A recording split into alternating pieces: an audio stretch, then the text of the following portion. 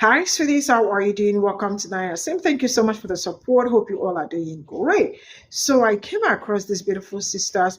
I have brought her video here, but man, if you are not following her, you are losing out. She is so brilliant, and her explanation and teaching is just something you absolutely do not want to miss out on. Somebody asked her this question: do you think that it came down to, white people will start, it looks like this time is the time white people will stand up against their own racist counterpart. And I am going to say, I mean, she really did explain everything very well, but I am going to say that I have said this before. If there is anywhere white people are going to help black people, is to start with their own families, their friends, and their neighbors that are ready to assist, because they are always very quick to tell you that I want to help you, I want to join you in the fight and all that. But we not go back to start with their family.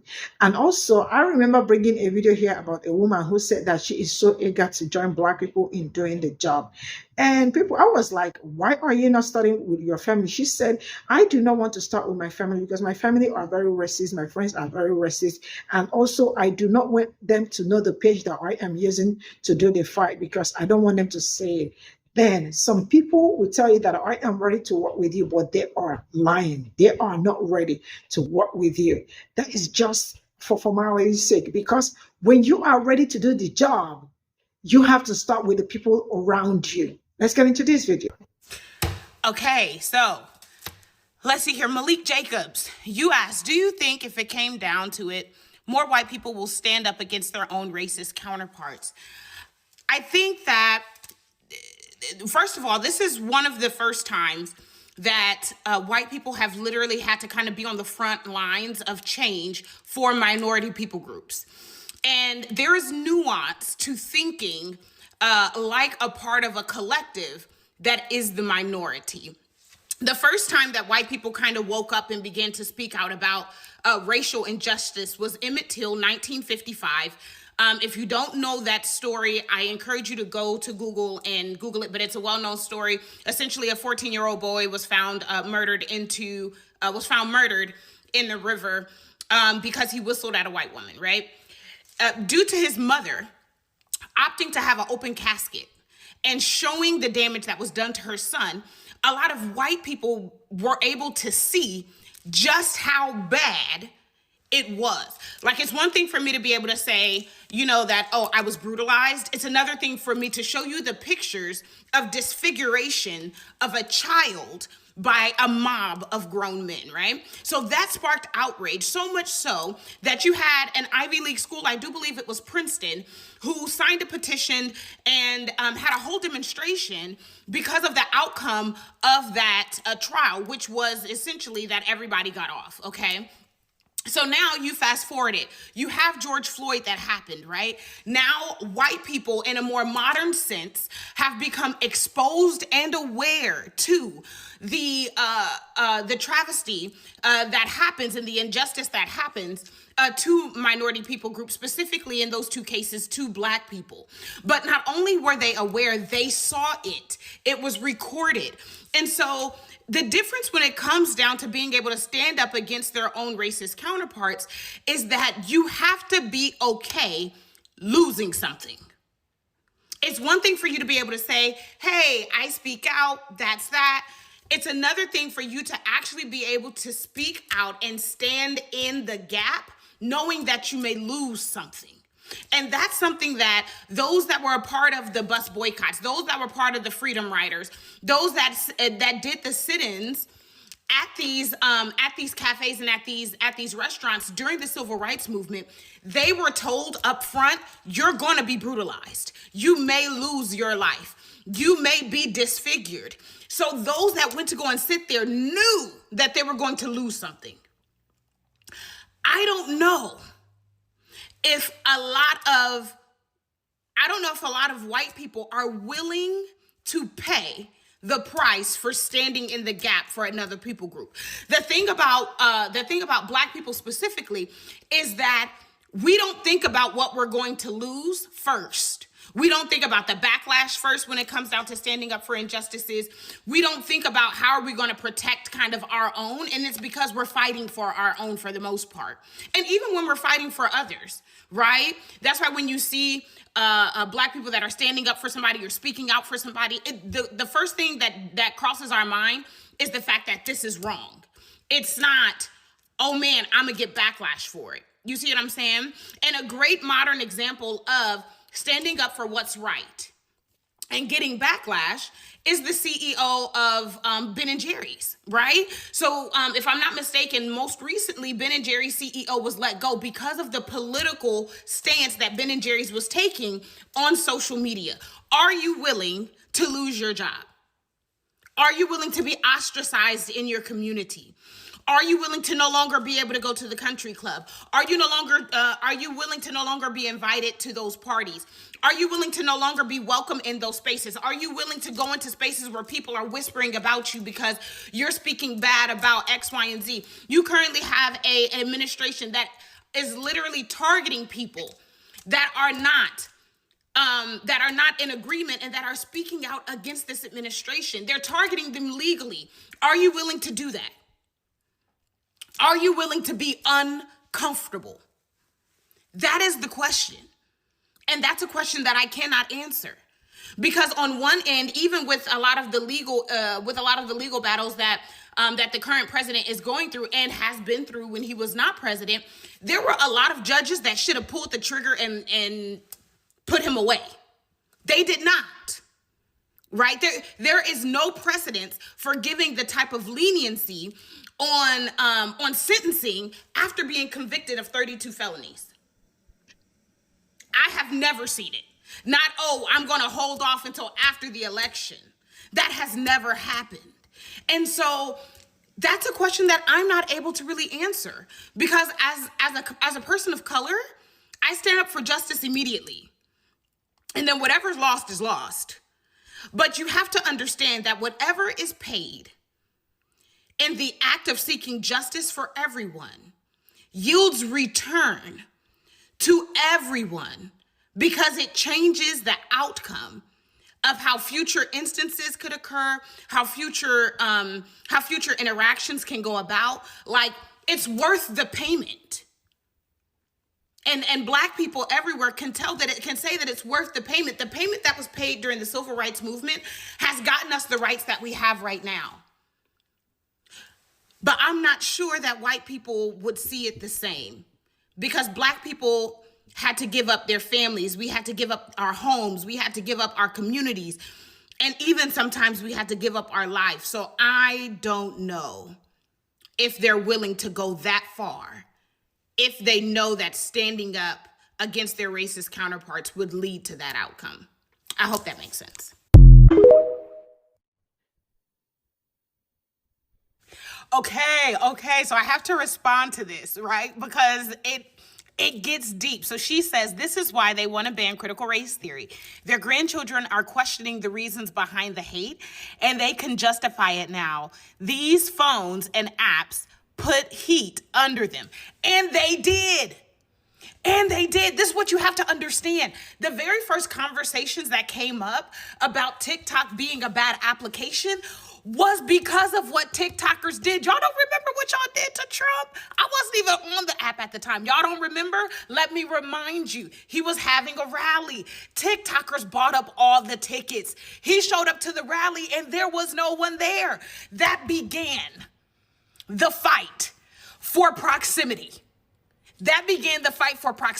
Because only the TikTok algorithm was one of the social media apps that would allow for you to be found in spaces where you would otherwise never be. Not on Facebook, not on Instagram, because typically they do friends of friends. right? So if you're doing friends of friends, then it's white people with white people for the most part and black people with black people. And every once in a while, you may have 1 or 2 or 3 or 10 that's not a part of that same ethnic group, but you don't have a full page that is curated by topic. It doesn't matter who's talking, but it's curated by topic. And now you found out about shea butter, and you found out about bonnets, and you found out about music, and you found out about food, and you found out about dance, and you find out about slang, and you find out about all of these other things that now raises empathy for people that aren't like you. Right? And so you have Frederick Douglass, I believe. Frederick Douglass said that if you want to hide information from a black person, put it in a book. Check it. The reason why he said put it in a book is because white folks read. They read a lot more than what black people could. And the reason why is just because there has been an attack on education for black people since the very beginning. Please perk up your ear. And the reason why is because since slavery, black people were never able to read. This is why Christianity is a problem if you don't read the book. You gotta read the book. There is a reason why they would not let them read. Not even a Bible. You cannot read at all. Right? It's because the information that's hidden inside of the books causes you to have a higher level of consciousness and empathy. Check it. There is currently an assault on the books themselves. Mind you, if you want to hide information from blacks, you put it in books. If you want to hide it from white people, you have to delete the book. That's why you have all of these book bans. That's why you have the current administration that is currently scrubbing the internet, scrubbing historical articles. You literally got Good Sis that's literally in the building that's supposed to be documenting history, who is not documenting history accurately. Why? Because white people have begun to catch on. And they're no longer just reading what they're being told to read. So if we ban the books, then we can do what? Stop this generation from asking their ancestors, their parents, their grandparents, what's going on. This election divided the white household like never before. No Christmas, no Thanksgiving. People are going cold turkey. You can't talk to me. I'm not talking to you. No contact. As soon as they find out about their loved ones' votes. As soon as. And the reality is this. If you're black, you already knew that this was coming. Why? Because over 50% of white people voted for this man, whether it's women or men. It was over 50%. So that means that we knew that there was a lot of liberals that had a lot of their family members that was voting for this man. All right. Now, if we're talking about the assault on education, Tori, why is the assault on education important? Why is this whole reading thing important? What's going on with that? When you took a look at the outcome of the election, educated people voted for democracy. Educated people voted for the Democrats. Educated people voted for the Democrats. Education is still the great equalizer, whatever kind of education you get, because getting knowledge there's more than one way to get knowledge, but education is still the only thing that equalizes. And what you have to understand is that white people, wealthy white people, still like smart people. They still like smart people. The only way that non-smart people can be around, come on, Elon Musk, is if you have money. Only the wealthy can afford to be dumb. Hello? Once again, only the wealthy can afford to be dumb. And that's why we're dismantling the Department of Education, because this population of people are too educated. They're too empathetic. They're too they're too adept at doing research. This is why you can't skirt and go the easy route for that education. You have to learn how to logically reason. And the reason why this is very important is because without it, you're going to be left behind, especially in this administration. Great comment.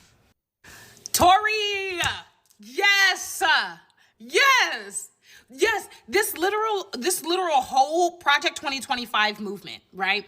The whole political movement has everything to do with trying to control white people, with white women being number one at the top. Because when you think about abortion, as you said, the same with abortion, it was never to control our wombs, it was to control white women's wombs. Let's talk about population. White people, black people have accounted for 13 to 14% of the population for decades. Our population size has not increased, okay? And that's partially because we also account for over 50% of the prison population, but I digress, okay?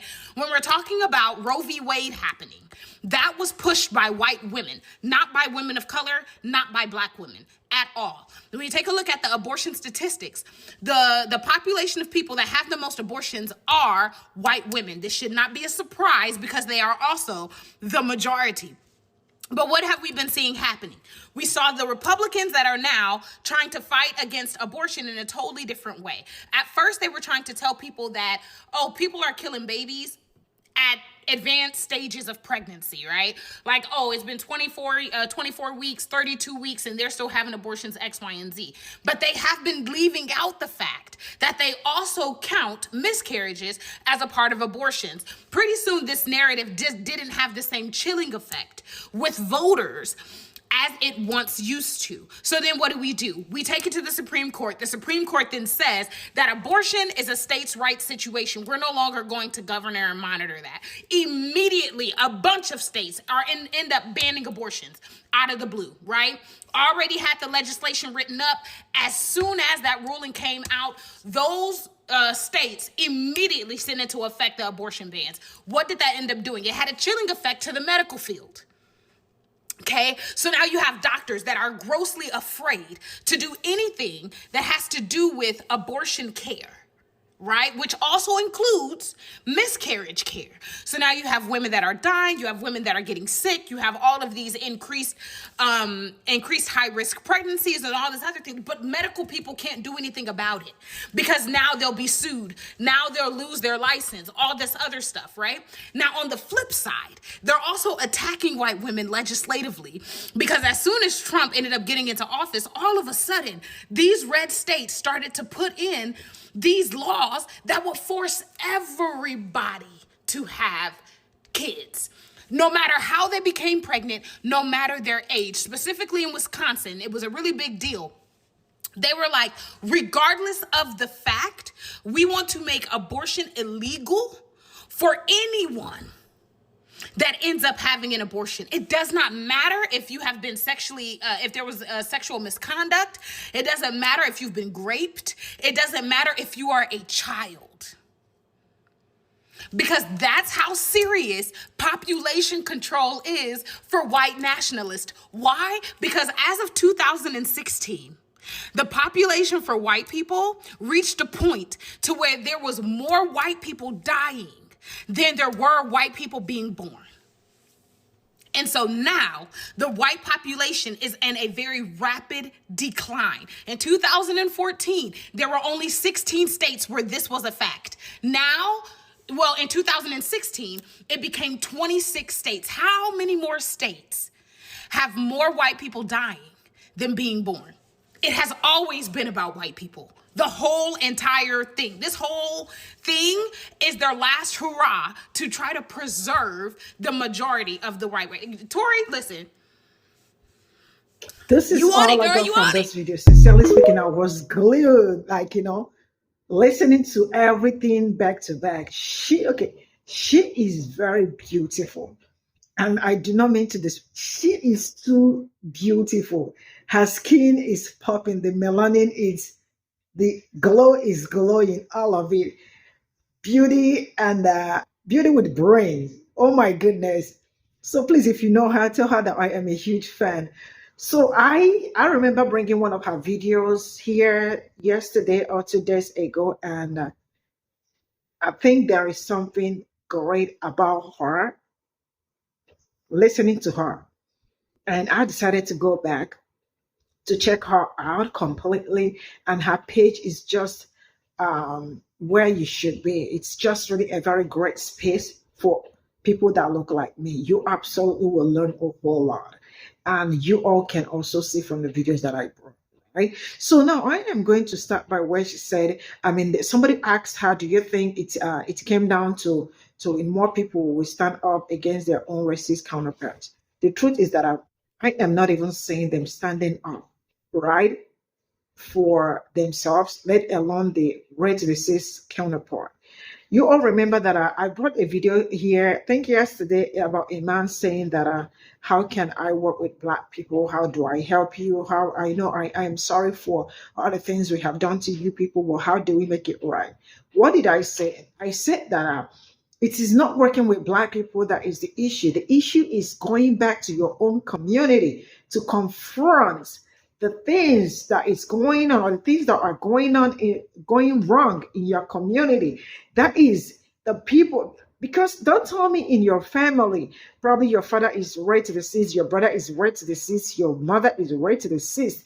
So how are you leaving the people that you are supposed to start the work with and going to other people to act? No, you cannot assist me not until you assist yourself. I don't know if that does make sense, but it's as simple as that.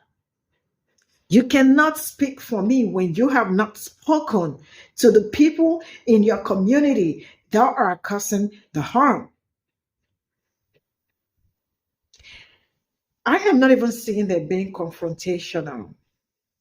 I am not seeing them doing like, coming out, starting with their own people and all that, doing what they are. They are not even at the forefront, because if they are at the forefront, you absolutely will see. If they want it, or if they are at the forefront, you absolutely will know, because they will still be calling Black people. They absolutely will come out and do the right thing and do what they are supposed to do, because they see their rights being taken away. Majority of them lost their jobs. I am not seeing them doing enough. But I am going to keep that by the side. That is the problem, not my problem. I love the way she explained it, and how the first time they came out was when 1950 something, when a Black child was brutally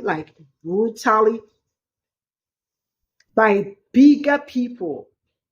And for the mother to prove to them how bad it was, she opened the casket for them to see how badly brutalized the child was. That was how many years ago? So if they start today to start fighting and confronting their rare disease counterparts and all that, the better for them, right? So when she also mentioned about how there are, you all already know how critical race theory has always been like, the fight against critical race theory is just on another level, right? And I love how Black people are also handling it. The reality is that I have said this several years ago, and how scared they are about letting their children know the things that they did wrong to people that look like me. Because the truth is that some of the kids, some of them do not know. Because I remember telling stories of how majority of them said that they never learned about Black history, not until they probably got themselves on TikTok. And the majority of the things they have learned about Black people was on TikTok. And they were questioning how come they never taught them all these. Like the beautiful sister said, if you want to hide something from someone that look like me, put it on a book. That is actually true. My father been telling me this when he was alive, when I was so young. Sometimes we just don't want to read, just like the terms and condition. You know what I am saying. We just click on the yes and then continue, because there is no time for that. I hope you understand what I'm saying. But it is a way different, like it's just way different presently, because a lot has really changed.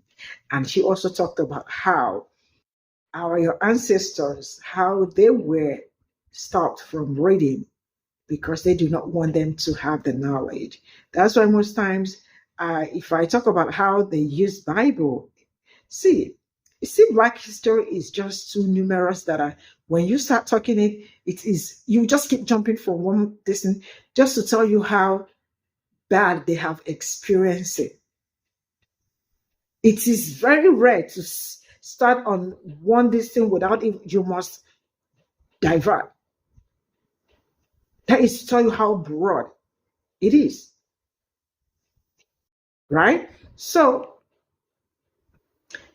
when you want to hide something from these people, erase it. That's why you see how they are erasing Black credit. Everything is violent, because tell me how somebody's experience is violent.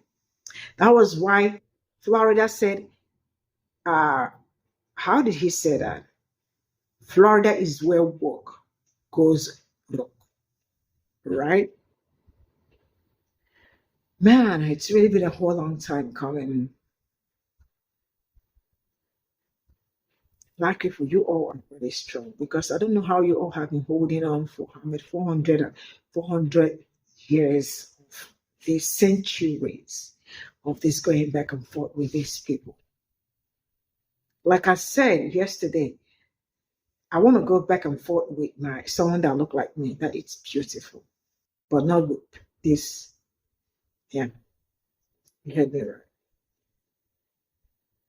So this sister really, she did so much justice to everything with her explanation. Was really, and another one is that she is so she I mean, like, she is good. I mean, she will capture your soul with the storytelling, not really story, but with her teaching, that you don't even want to, like, click out or move on. Like, I concentrated till the last drop of what she said. And now, this is where she talked about Russia, right? 100% correct. Because you all know how hard they've been working to preserve that race. They do not want any decline. I don't know if you all remember what they told J.D. Vance. How do you want to preserve your race when you got married to an Indian woman? Not just getting married and then name them and they have Indian names. See, you see, preserving that race, it's something that it's so vital to them at this point in time. I am going to click out. I am going to draw the curtain here, and I am saying a very big shout out to this beautiful sister. She is on fire. Please go follow her and enjoy her page. Her page is worth it. Bye for now.